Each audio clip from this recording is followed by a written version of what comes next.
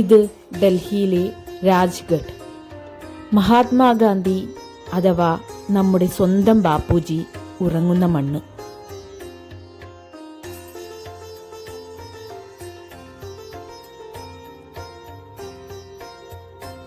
മഴ പെയ്തു തോർന്ന ആ വീതിയും ശാന്തമായ പ്രകൃതിരമണീയതയും കൊണ്ട് അത്യധികം മനോഹരമായിരുന്നു അവിടം. നമ്മുടെ രാഷ്ട്രപിതാവിൻ്റെ സ്മരണകൾ ഉറങ്ങുന്ന മണ്ണിൽ ഈ പുൽനാമ്പുകൾക്ക് പോലും 1000 കഥകൾ പറയുവാനുണ്ടാവാം.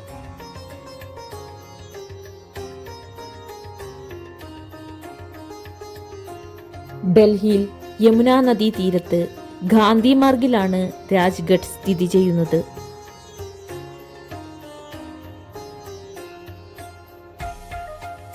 അഹിംസയിൽ അധിഷ്ഠിതമായ സത്യാഗ്രഹ മാർഗങ്ങളിലൂടെ നമ്മുടെ രാജ്യത്തിനു വേണ്ടി സ്വാതന്ത്ര്യം നേടിത്തന്ന ആ മഹാന്റെ ഭൗതിക ശരീരം സംസ്കരിച്ചത് ഇവിടെയാണ്.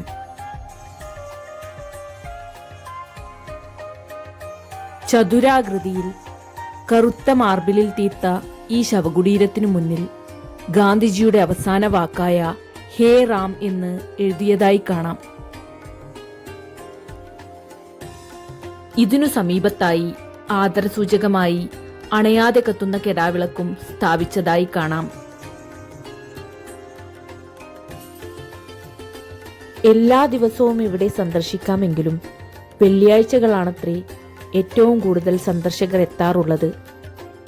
കാരണം ഗാന്ധിജി അനുസ്മരിച്ചുള്ള പ്രത്യേകതരം പ്രാർത്ഥനകൾ നടക്കാറുള്ളത് ആ ദിവസമാണത്രേ.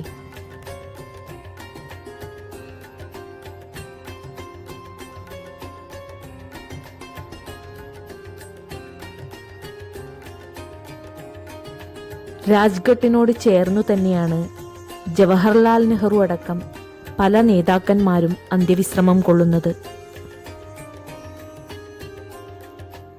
രാജ്ഘട്ടിന് തൊട്ടടുത്തുള്ള കിസാൻഗഡ് മുൻ പ്രധാനമന്ത്രിയായ ചരൺ സിംഗിന്റെ സമാധിയാണ്. ഇതിനു തൊട്ടടുത്തായി ഗാന്ധി മെമ്മോറിയൽ മ്യൂസിയവും കൂടി സ്ഥിതി ചെയ്യുന്നുണ്ട്.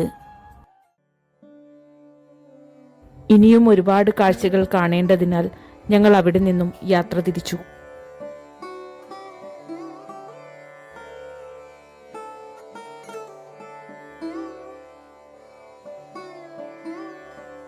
ഞങ്ങൾ നടന്നു നീങ്ങുന്നത് ലോട്ടസ് ടെമ്പിൾ എന്ന ബഹായി ക്ഷേത്രത്തിലേക്ക്.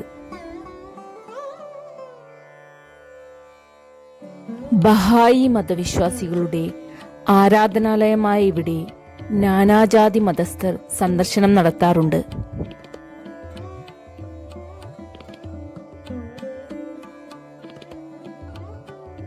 ഇറാനിയൻ ശില്പിയായ ഫരിബോഷ് സാഹ്ബയാണ് ഈ ലോട്ടസ് ടെമ്പിളിന്റെ ശില്പി.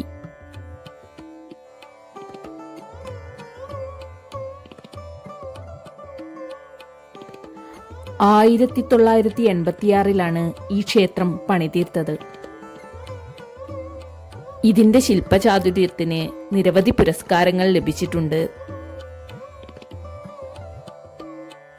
ക്ഷേത്രത്തിന്റെ ചുറ്റുമുള്ള 9 വാതിലുകൾ ഇതിന്റെ നടുത്തളത്തിലേക്ക് തുറക്കുന്നു. നടുത്തളത്തിൽ ഏകദേശം 2500 പേർക്ക് ഇരിക്കാനുള്ള സൗകര്യം ഇവിടെയുണ്ട്. ക്ഷേത്രത്തിനകത്തുള്ള കാഴ്ചകൾ പകർത്താൻ അനുവാദമില്ലാത്തതിനാൽ പുറം കാഴ്ചകളാണ് ഞാനിതിൽ ഉൾപ്പെടുത്തിയിട്ടുള്ളത്. അങ്ങനെ ലോട്ടസ് ടെമ്പിളിലെ കാഴ്ചകൾക്ക് വിരാമമിട്ട് ഞങ്ങൾ ആഗ്രയിലേക്ക്.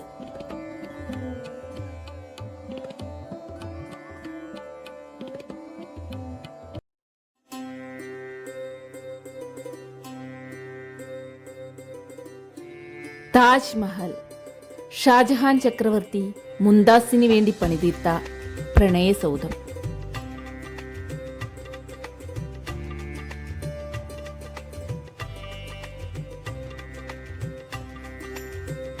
ഇത് ജീവിതത്തിൽ ഒരിക്കലെങ്കിലും കാണണമെന്ന് ആഗ്രഹിക്കാത്തവരായി ആരുണ്ടല്ലേ?